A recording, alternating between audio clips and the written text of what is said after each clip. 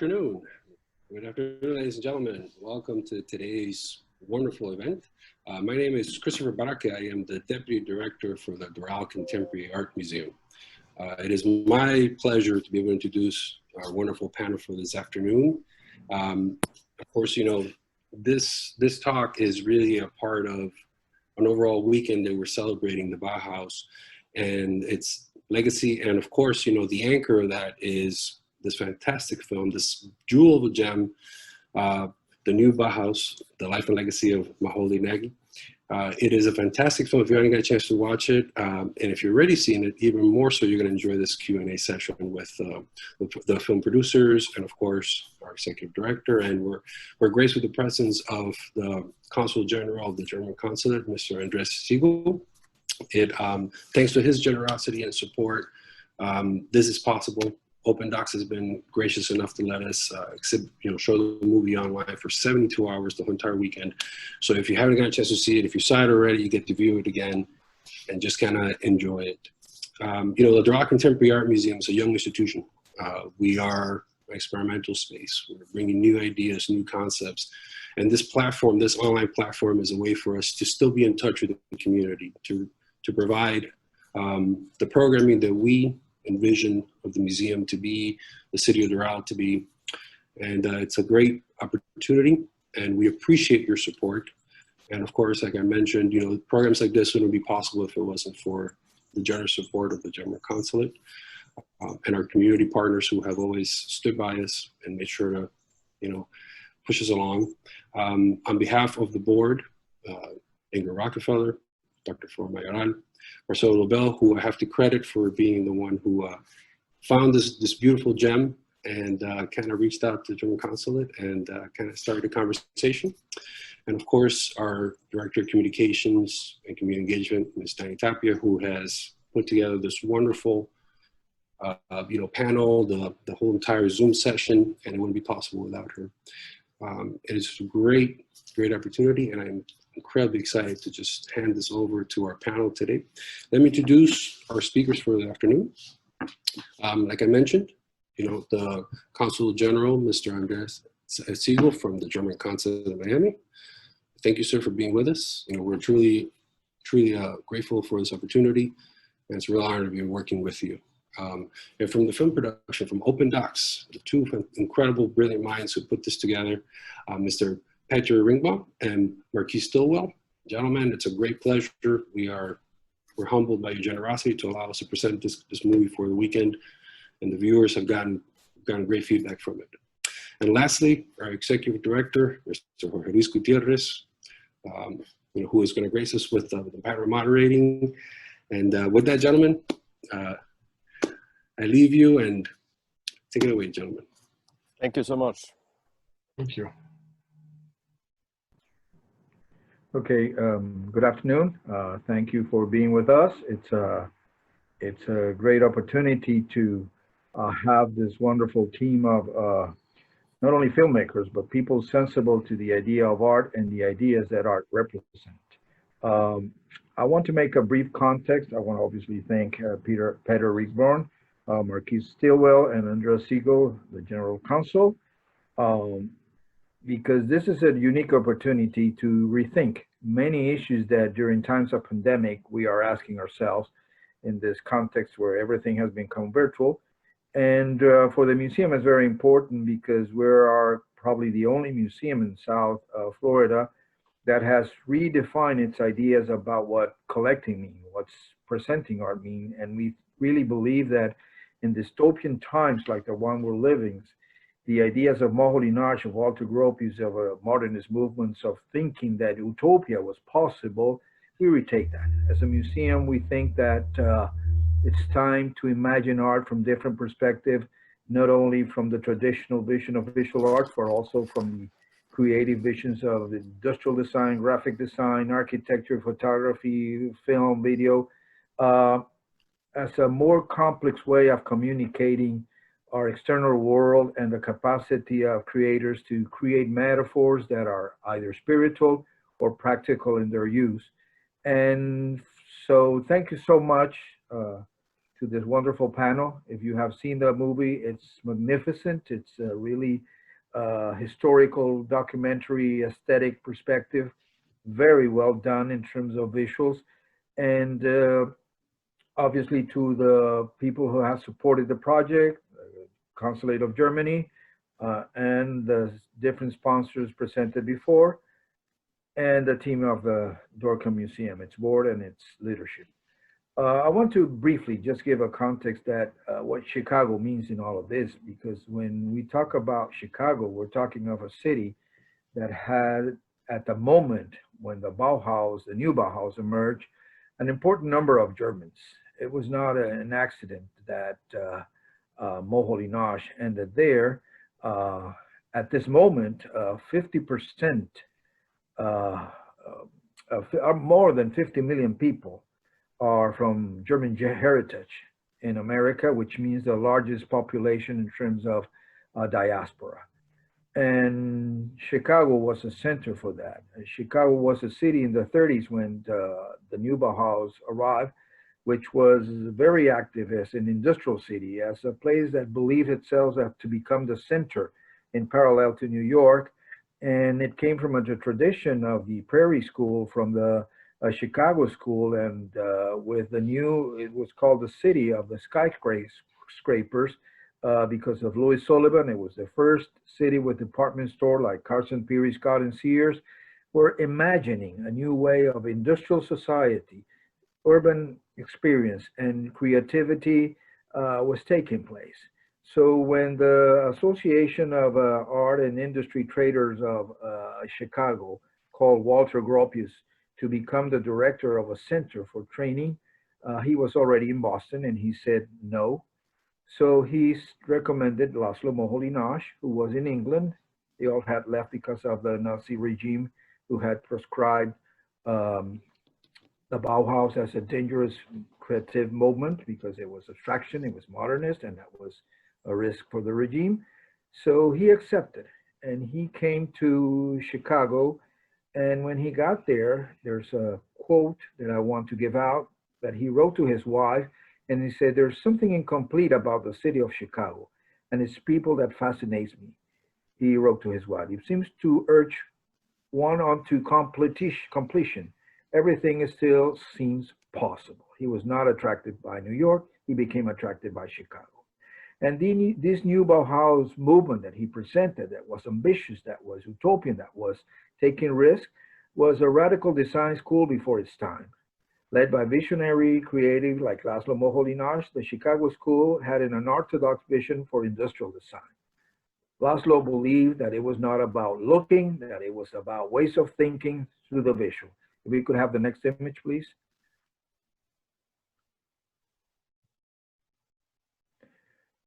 So the German Bauhaus that was born in 1919 had its American descendant in the German Bauhaus movement that was created with the new Bauhaus, which lasted 10 years under the vision of Laszlo Moholy-Nagy, and it later became the Illinois Institute of Technology School of Design that combined with the School of Architecture became the big influence of the German Bauhaus in America. None of the two approaches were easy. The vision of Laszlo Moholy-Nagy was conflicting in terms that he was giving a vision, he was giving a way of thinking about creating, and the association that created and supported his school was thinking about practical solutions coming out as the educational experience. And on the other side, when Mies van der Rohe created the architecture school, he was commissioned to do the new campus of the Illinois Institute of Technology. And the expropriation and removal of what was called South Chicago to create the new campus created great conflicts and great contradictions about his vision of architecture, which still it's present there. So it was not a smooth landing, it was not a smooth process, but it was the American experience of incorporating a wonderful movement like the Bauhaus in way of thinking, approaching, and integrating arts. The next image, please. So this philosophical approach of the Bauhaus, it's important in terms of reshaping how America approaches design, architecture, and art. It reshaped a way of looking at Europe. It reshaped a way of defining itself with where it wanted to be. And it has great impact over how America reshaped its art.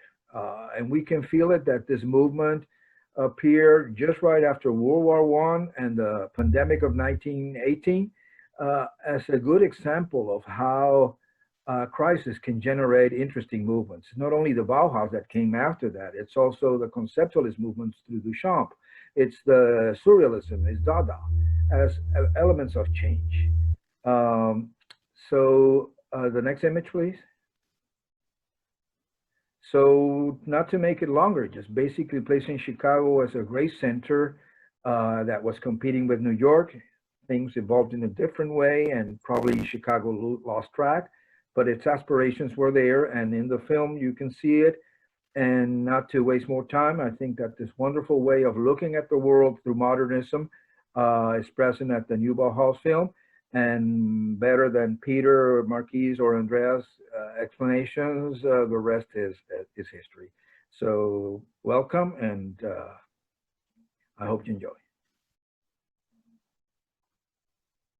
That's great. Thank you. So how do you, yes, Jorge, did you have questions prepared for us? Yes. Yes. Okay. The first question that comes out is, usually when they talk about Bauhaus, they talk about architecture in America, about Mies van der Rohe, about Walter Gropius, and they never talk, or very little. It's talked about Laszlo Moholy-Nagy, and not only his influence as a visionary, but in terms of design, in terms of the idea of the industrial object and how he imagined it could be developed and the ways of looking, and in photography. How, for a person who's also an artist like you, became the idea that this was relevant to envision as part of the American process with creativity and diaspora? So, I mean, there's a couple of different ways of answering that question. There's a practical component of deciding to make a documentary film, which is, you know, a huge undertaking. It takes a long time and it costs a fair amount of money. And then there's the creative decision making that goes into it, and both of them have to merge, right, for it to work. Not unlike starting the new Bauhaus. When we started started thinking about this project was the same time as the retrospective of the whole this work that started out at the Guggenheim and then went to the Art Institute of Chicago and finally at LACMA in LA. I saw the show at the Guggenheim and was blown away by it, and I reintroduced to the idea of, or this part of his life that took place in Chicago and what he did there, which is something I you know, certainly was taught in art history school. I mean, in art history class in art school, but I never really understood the impact that he had. And his time, you know, how meaningful those years in Chicago was, you know, for art and design in this country. So when we saw this show happening at the Guggenheim, we were also separately got connected with the Institute of Design, which is how, you know, the sort of final name of the new Bauhaus. And the Bauhaus goes from called the new Bauhaus, and it becomes the School of Design Chicago, and then finally the Institute of Design. We got connected with them around a different project, a couple of short films that they wanted to do. And we started talking about trying to do something bigger around especially try to time it with the centennial anniversary of the founding of the Bauhaus, which was in last year in 2019. So because of our relationship with Institute of Design, we had this entrance that you need when you want to try to make a documentary like this. We had the connections to the people that we would need to talk to in order to do our research and to figure out how we can tell the story, or if the story can be told at all. But it became they became our entrance to this world, and through them for example, were introduced to Haatola Moholy-Nagy, which is, you know, Laszlo Moholy-Nagy's daughter, who is very important in the film, and it is very important of making very important person in making this project happen. Because without her, I don't think we wouldn't have this living connection to him. It's very hard to make a film about someone who's been dead for 80 years or so, almost 80 years. But anyways, that because of her, this can become a living, breathing project. So all of these things happen at the same time, and all of that had to be there for us to commit to making a project like this, because of the time it takes to make all the people that we have to bring in to make it, like our director Deleuze Anamias, our editor Miranda Youssef, my co-producer Aaron Wright, and then of course all of the other roles that are involved in making a film of this scope. But when we see all of these things come together, we understood that this was a worthy project, and we certainly consider Moholy a worthy subject for this film. And I feel like he was this story is, to us, a bit of an untold story of the Bauhaus, right? Because there are a lot of projects, books, films, even TV shows now about the German Bauhaus, but there's less known and less documented about what happens here, and after Bauhaus closes in Germany, and especially when it comes to Moholy-Nagy. Okay, how Opendox built the strategy? I don't know if Marquis or you want to answer that, but how was the strategy built? Especially because when we talk about Bauhaus, it's like I said before, it's architecture, and the new Bauhaus was conflicting. It was always something, I don't know if it could be called lack of credibility, or after the initial emotion of what it would mean to the process of industry and design in Chicago. It seemed that the people who were financing the school felt that the line of thought of Laszlo Moholy-Nagy was not in what they were expecting. So how do you build a strategy to cover those elements that are present in the film and that give two sides of the story? Well, Marquis, let me know if you want to take a stab at it, but I mean, Bauhaus was definitely not just architecture. I mean, it is probably what maybe what Bauhaus is most known for. These days, when you think about the Bauhaus, people probably think about architecture, partly because Gropius, the founder, was an architect, but that wasn't far from the only thing at the Bauhaus in Germany. I mean, they certainly included things like photography, graphic design, textile design, dance. There was theater. I mean, there was many things, and that was basically the whole idea, practically, around the Bauhaus, a school that could encompass all of these ideas around art and design, and that could all live in an equal plane. The thing with architecture, because of the physical aspect of it, they tend to take over, right? Because these buildings are still there, and they're will be there for a long time, and everyone, if you go to Chicago and you go down to Federal Plaza and you see Mises' gigantic buildings that has such an impact on the architecture of that city, it's hard not to just think about architecture. But it was far from the only thing. And Moholy, for him, the architecture was basically the only thing that he didn't really pursue. I mean, he did everything else. I think that he did some sketches for houses and stuff, but he never had any architecture training. But everything else he did pursue, and everything else he was engaged in. I think what's challenging for us in this film was, because he did so much and because it was so varied, how to tell that story, because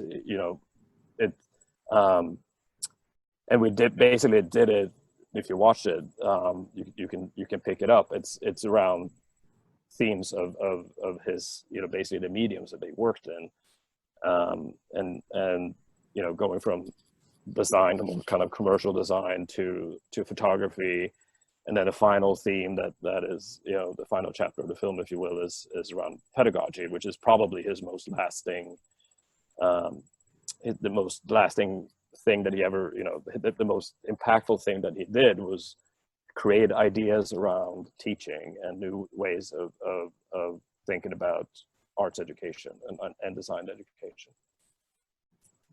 Yeah, I mean, I guess the only thing that I would add is that strategically we understood that to make a successful film, we really needed to delve into Moholy, and Moholy was focused on the process versus just the expression of what the Bauhaus.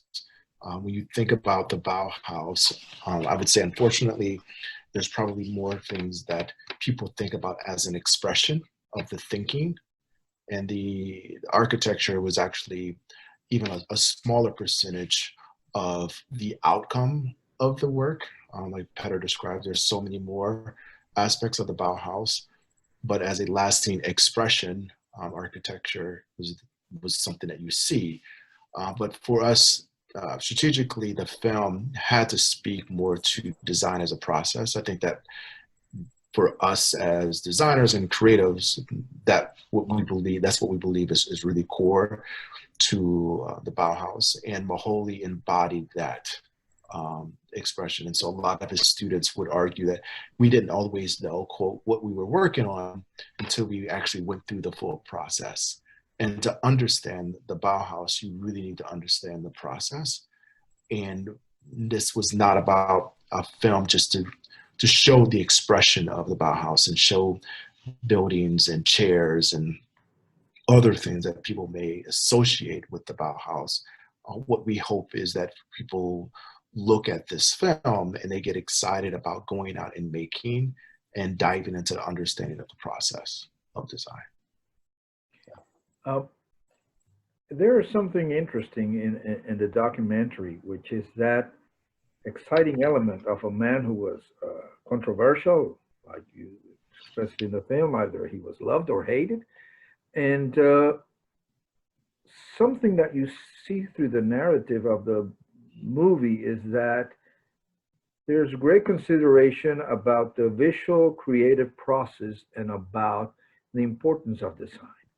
That seems to place the team of Opendox in a very different perspective of how you usually see a documentary about art. There's not a distance. It's like integrated what the filmmakers are doing and the whole narrative of his personal life, his creative process, and his conception about education in art. How Opendox then thinks and conceptualizes the process of creating a film? Sure. Yeah, I mean, so that's a good question. Both Marquis and I come from a design background. Okay. I spent half of my professional life running a different design firm called Flat, and that's how Marquis and I first met. And I, decided that I wanted to shift my career path towards filmmaking, but the process is actually quite similar. I mean, we go through the same kind of stages when making a film that you would go through in a design project. So, very broadly, starting with research and development, and then getting into the making of it after you've gone through the extensive research and development, and then we also do a fair amount of testing, if you will, as we're making the film, constantly showing it, talking about it, and getting input and feedback, and then it's the sort of rollout, the final kind of implementation that happens at the end. However, what we do as much as possible with our projects is to think about the process in an iterative way, and I think that's what getting to your question about us. Sort of, you can sort of sense our presence as makers, and this iterative means that we are rather than approaching it as a waterfall when we are very strict about these phases, research, development, production, post-production, etc., which is a typical, timeline of film production, we go cyclically. So we constantly do research and development even towards the end of it. We also start making animations before you're supposed to start making animations. So we let animation, for example, influence how we want to tell the story rather than waiting to the end, which is usually how you do it. We do music as we are filming. We start thinking about music and making music so that music can also influence the storytelling, not just hanging out in the background and pushing a film along. And so this kind of cyclical or iterative process is actually something that you find in design as well. I mean, people do that very much in software development and stuff like that. You have to do kind of these rapid ways of working that becomes more, at the end of the day, more integrated, where all the components of the film ideally and hopefully feel more like they're working together rather than being sort of separate things that eventually merge. I think that what you saw in the film as well, what I feel like Alyssa and Petter really achieved was not this cradle to the grave story where, it's, hey, Maholdi was born and then he did all these things and then he, passed away. You really can see the concentric circles within the story. And I think for some people, they go, well, it seems like there's a lot of back and forth. Well, it's not necessarily just back and forth. It's a process of design of this iterative that you're also seeing in the film, because for us to really tell his story, we needed to create these concentric circles that all tie together, but you would have to continue to go back and forth within his life to really get a sense of who he was. And so we use the same process to tell his story as you would in designing any type of service or product. Yeah, because what is a challenge here is that we are making a film that's focused on these 10 years of his life, right? That is the core of the film, but we still have to present what happened before, like what brought Maholdi to Chicago. What made him, be there in the first place. And we also had to explain for people, because we wanted to make a film for a general audience, that we have to at least, in an introductory way, explain what the Bauhaus was.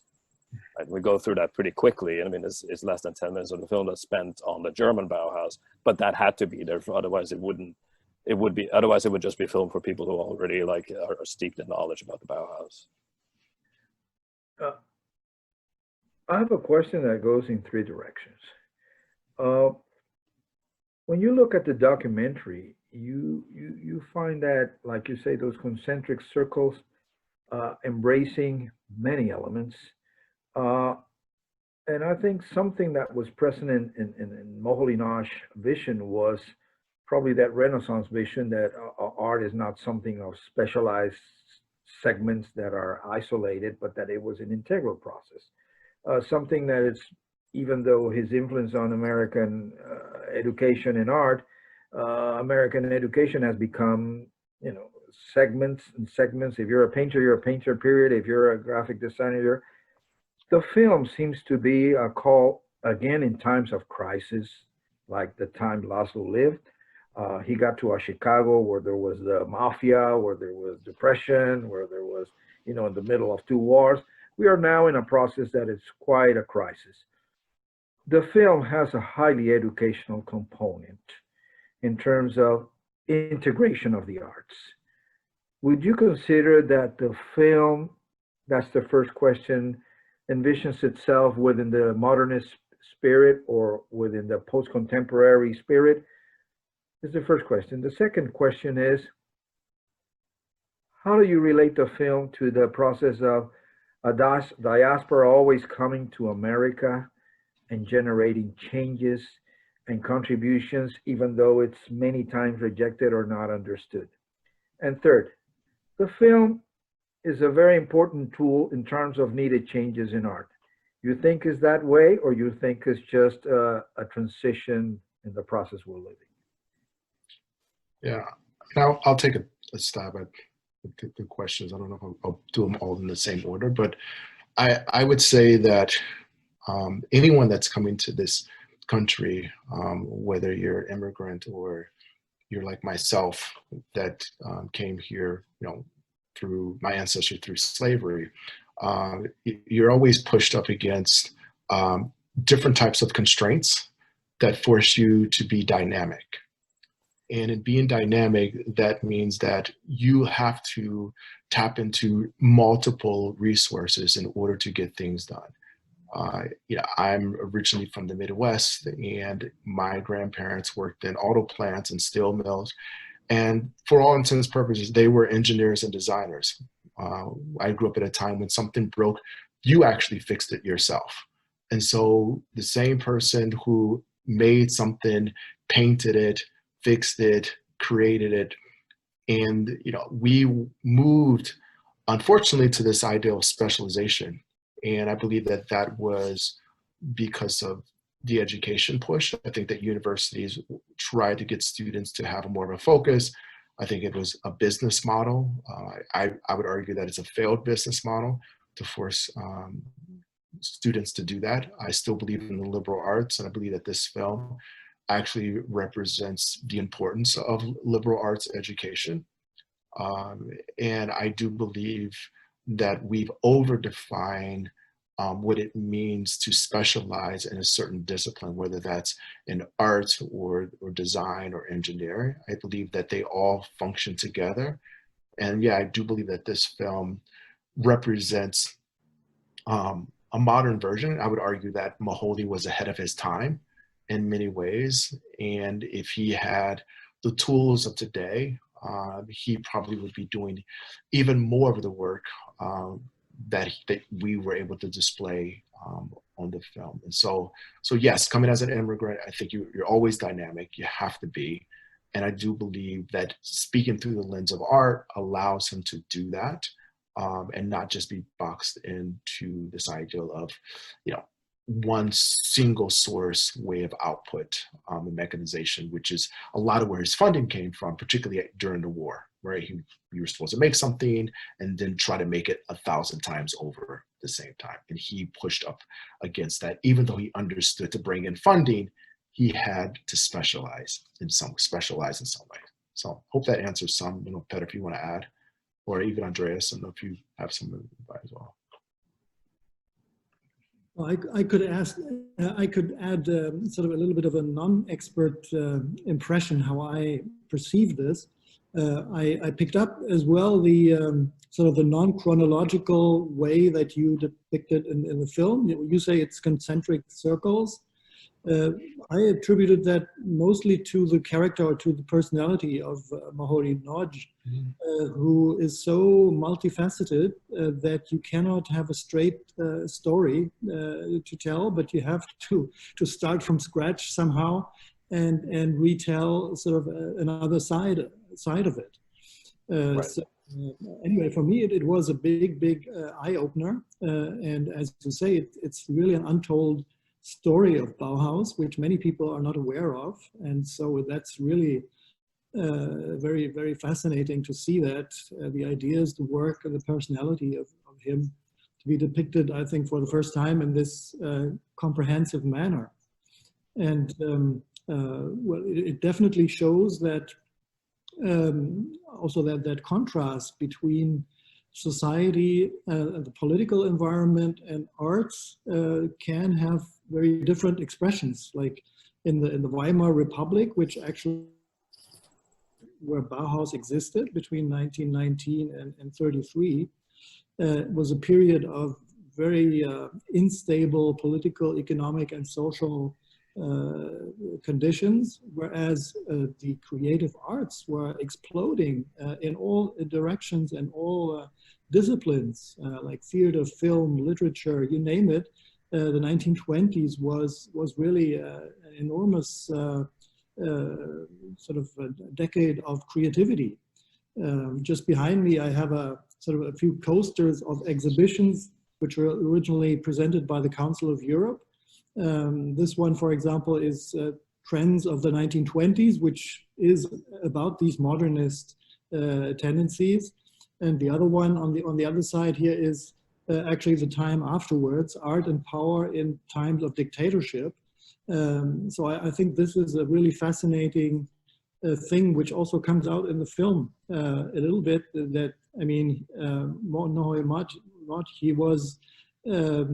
he was always confronted with new hurdles and obstacles to do what he actually wanted to do.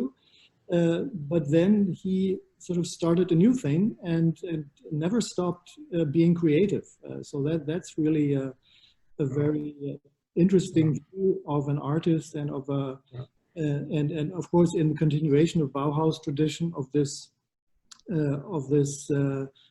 wholeness of art and craftsmanship. Yeah, and I would add to that that Chicago, which is another character in the story, was also really important because unlike New York, Chicago was also in a period of experimentation and play, very different.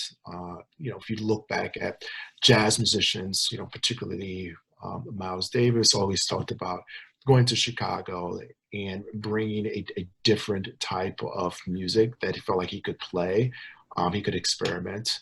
And so it wasn't just Moholy, it was a lot of other artists who came to Chicago because it was a bit of an open platform for playing, less defined as, say, New York or London was at the time.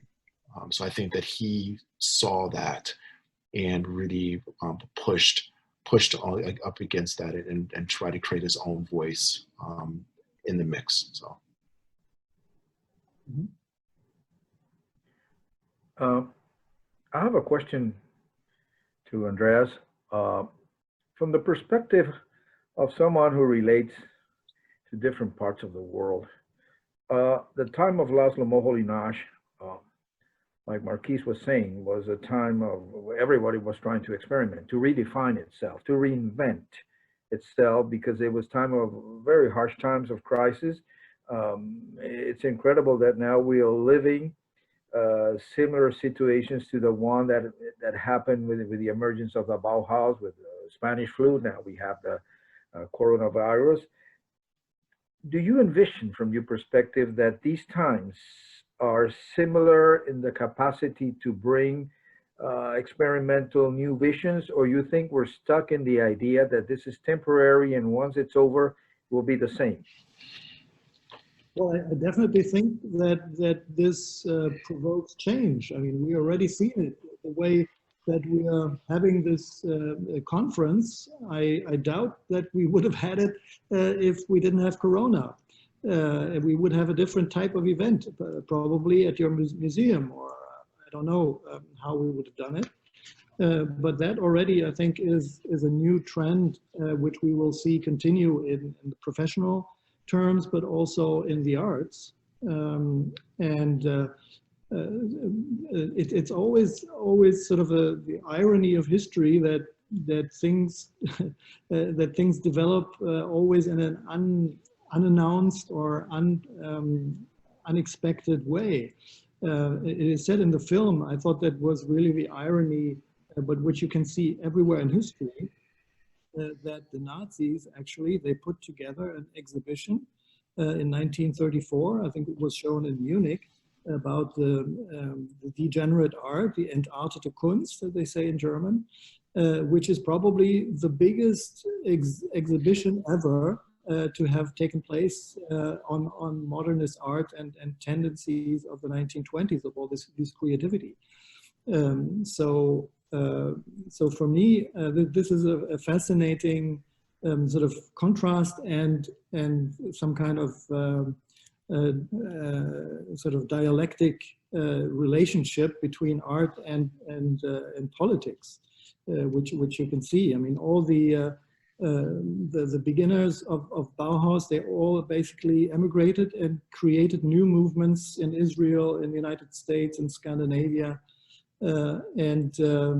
Well, if you buy IKEA furniture, if you see the Dove soap, or if you have this honey bear, they would not have existed if we hadn't had Bauhaus.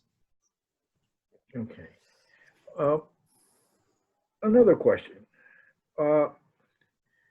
American art schools have reshaped itself some way from the 80s with the idea of the art market and the idea of success and the idea.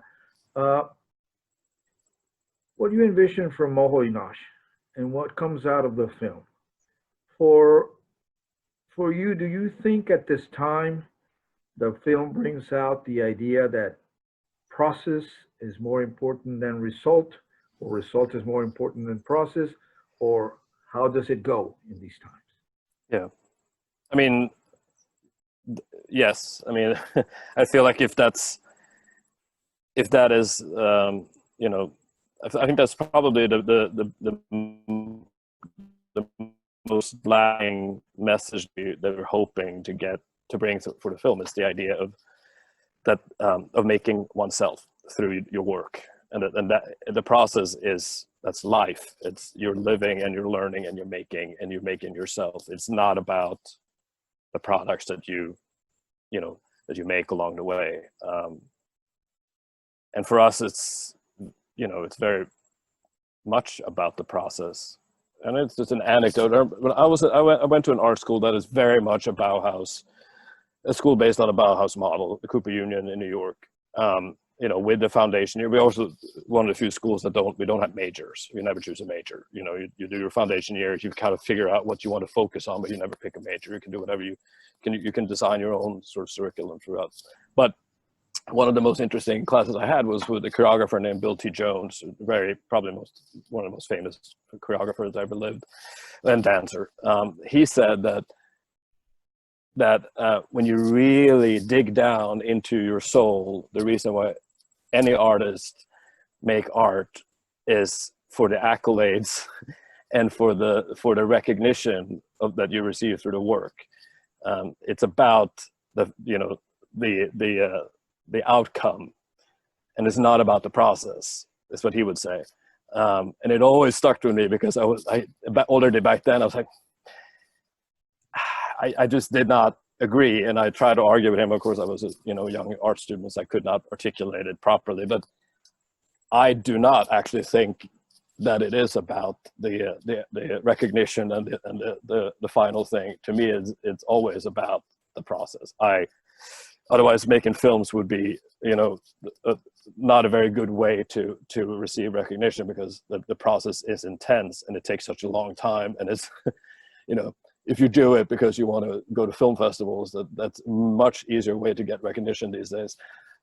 You gotta love the process, and just like you have to love the process if you're going to do anything that's worthwhile in the design world or the art world. And at least if you're going to have a lasting career and a lasting impact, Yeah, I think that what's happening and what excited us is that I do believe that design has fallen in love with itself, and you see a lot of design magazines, you see a lot of shows, and to your earlier point, a lot of people do believe that the Bauhaus was just about buildings and architecture, because it's the most tangible form of what you consider quote Bauhaus is. But really, for us to take it to where we are right now with the virus, with social justice and everything that's happening, we are in what I consider empathetically out of shape around the world, and I would argue very much in this country.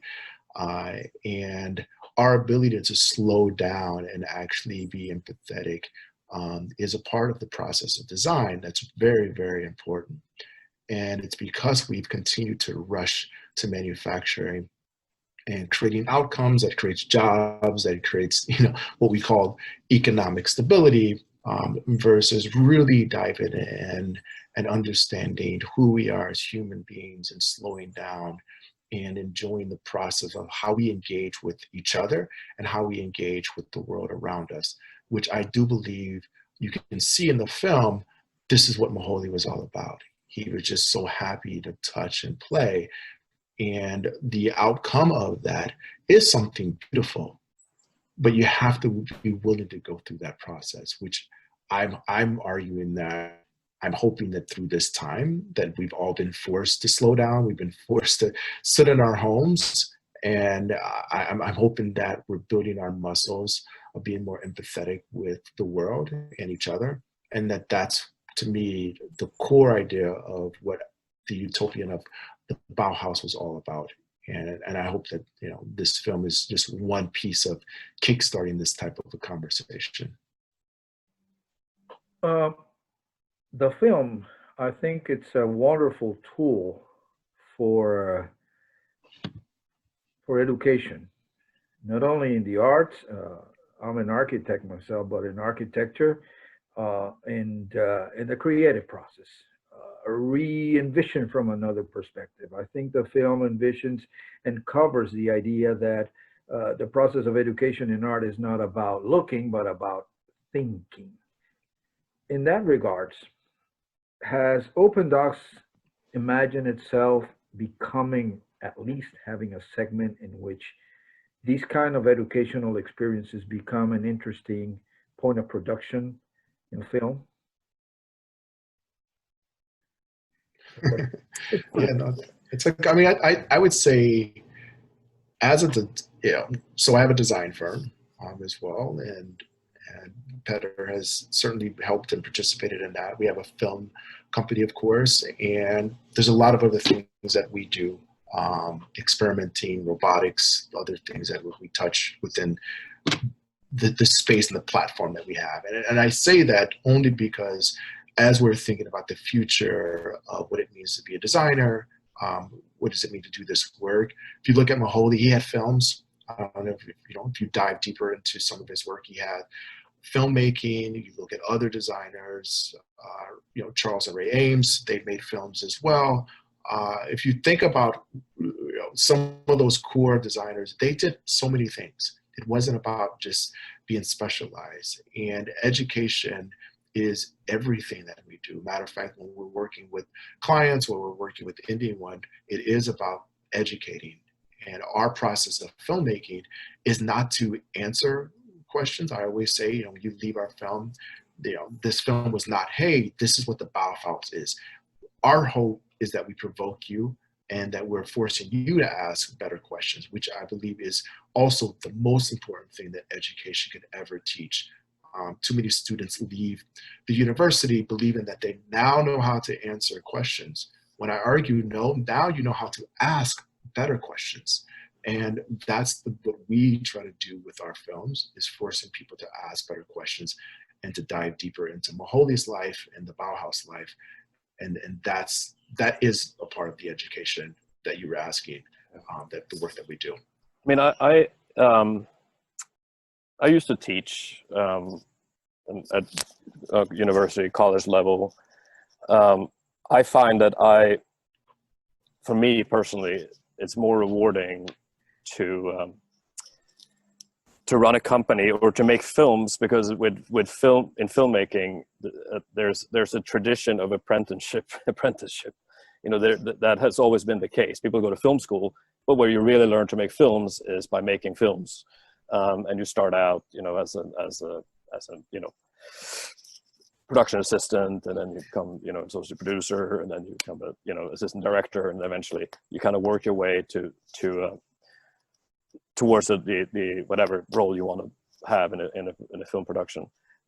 I think by the nature of it is educational. It's educational for me, because when making a film like this, so much of it is about learning, right?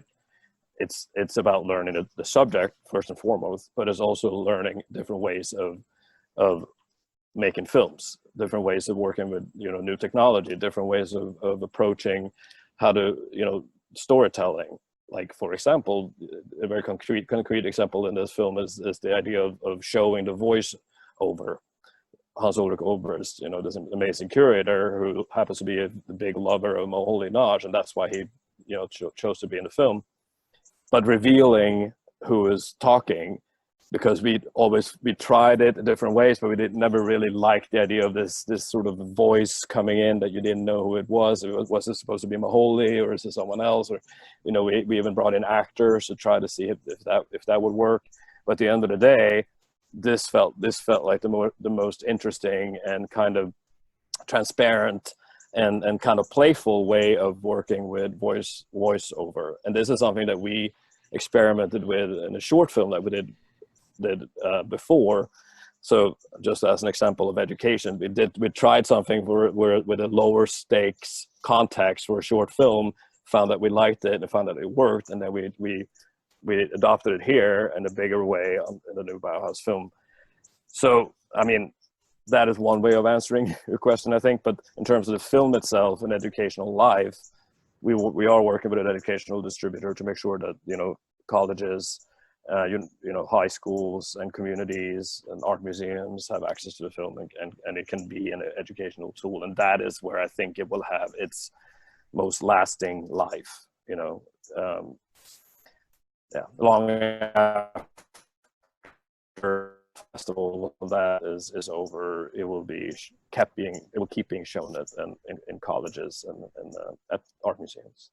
Okay, Andreas, as someone who's always present in the cross dialogues between cultures, how do you envision the experience of the film apply to our perspectives in terms of our cultures in what is up to 4 months ago was a global world, and now it's confined to nationalities again? Well, as we are just showing it, not necessarily. It's the digital world is not national. It doesn't have borders.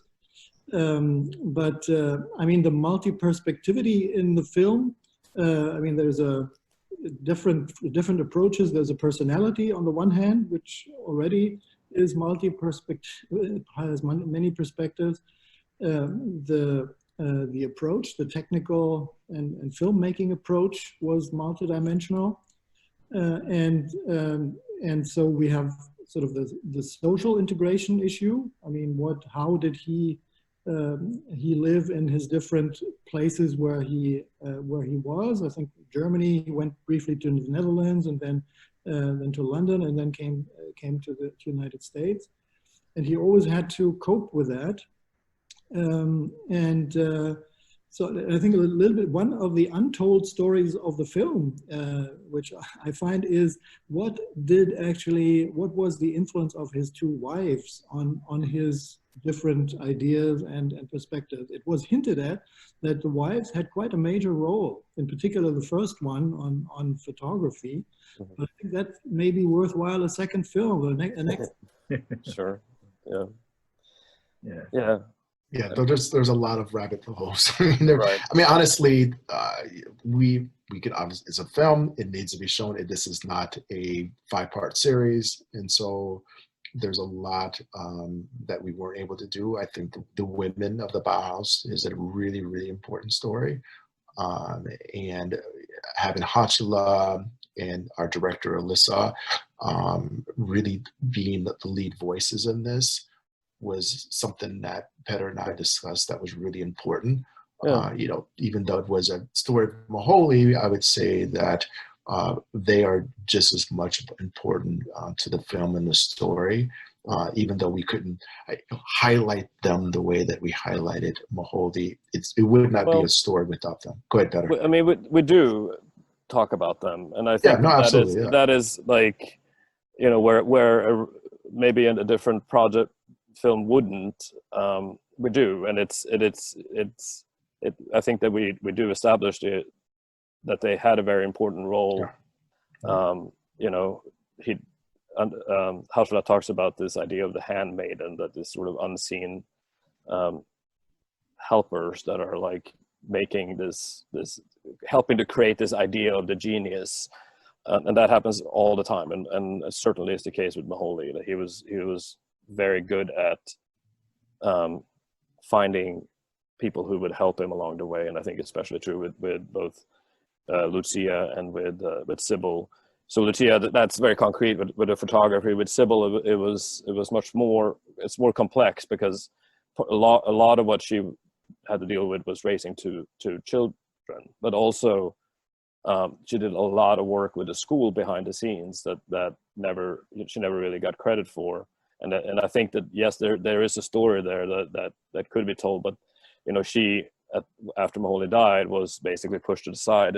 You know, she was wanted to stay involved, but could not, and there was a separation between the Macauley's family and the institution that happened.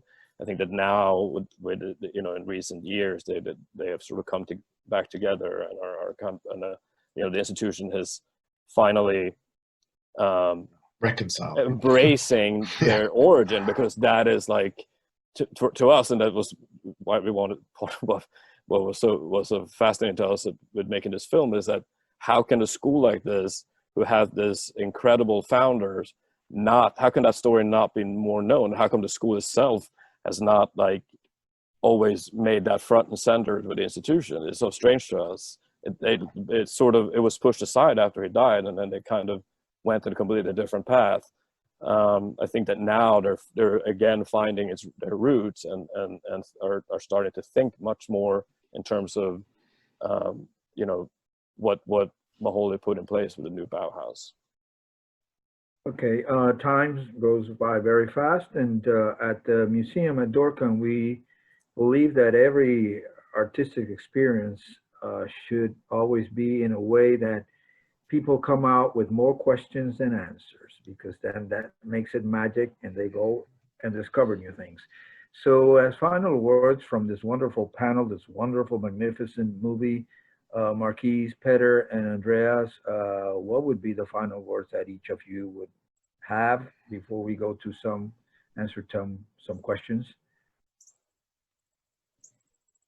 I mean, I guess for me, just thank you so much for this opportunity for us to share the film, and just, you know, thank you. I really appreciate being here.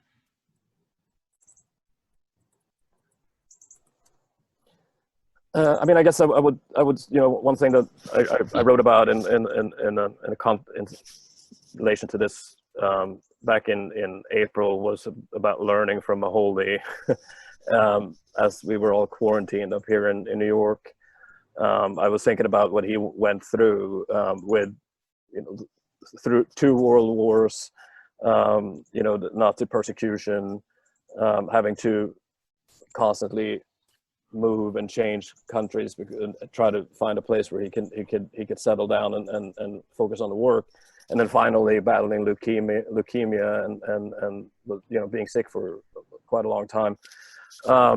And through all of that, remaining incredibly optimistic and remaining incredibly creative, and thinking about using basically his creativity, I think, as a way of coping, as a way of of surviving, and as a way of thriving. And I you know, was thinking a lot about that in those days, and I guess I still am. Well, I am also very grateful to be able to participate in this great event and project.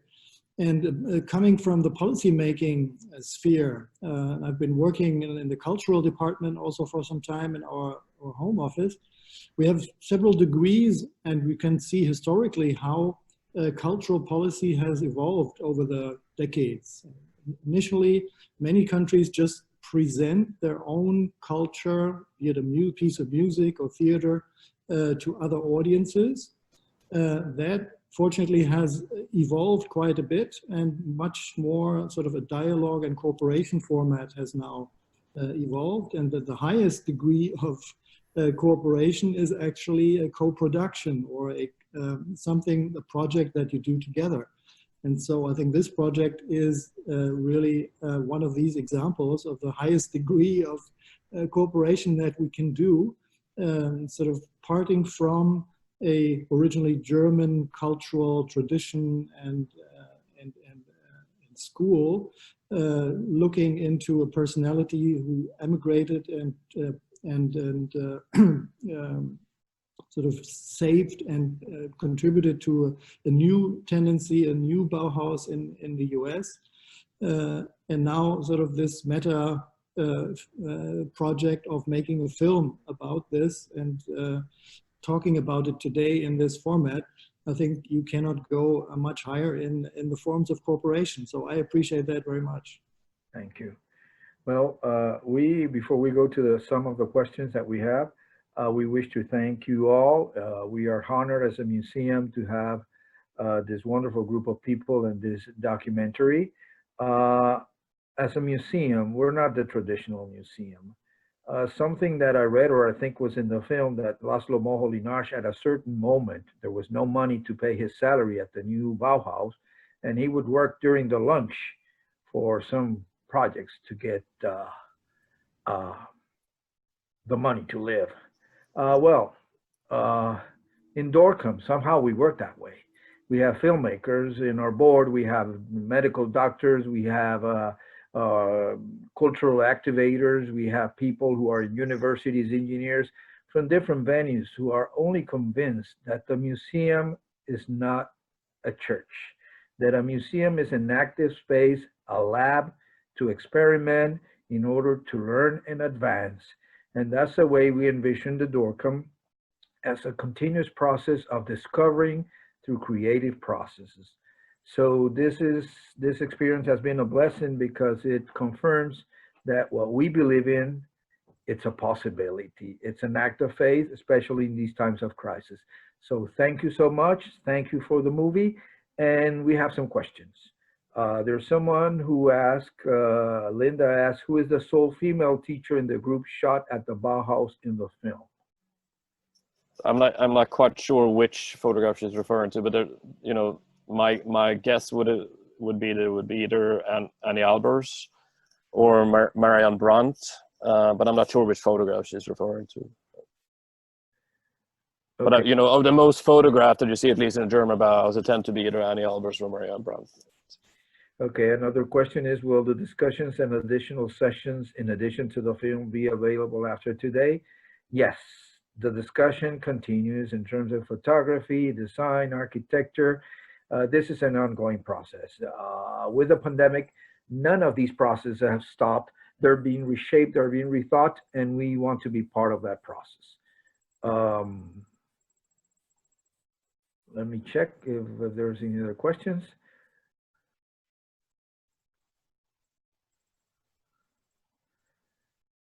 Well, thank you for the panel. It's all praise about your presentation, about the points of view, about the process, about the integration and collaboration. So I think we can, let me check if there's no question left out. No, there's a lot of praising about your participation. So. Oh, I think you froze. And There you are. Hope that we can go through other experiences of this. Okay.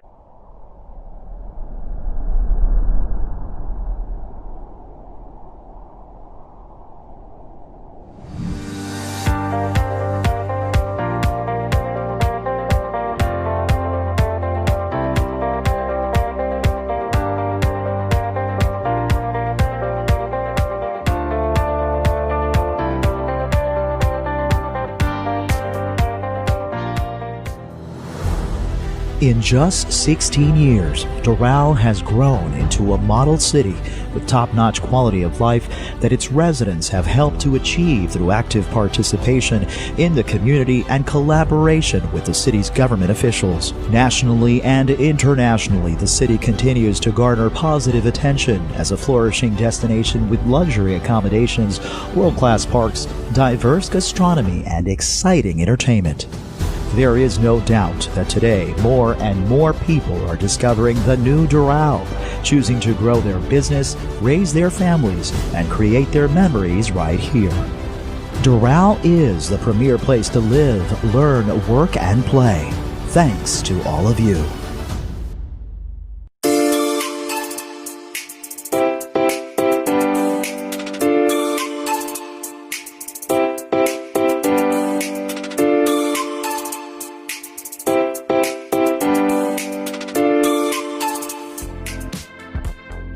Collection Suites is a private compound of 38 luxury storage suites created by collectors for collectors. Every suite merges a gallery-like space to store your collections with a living space that boasts top-of-the-line technology and finishes. The owner's-only complex is centrally located in Doral, Florida, one of the fastest-growing cities in the country and an attractive playground to investors from all over the world. Collection Suites, luxury storage suites for the true collector.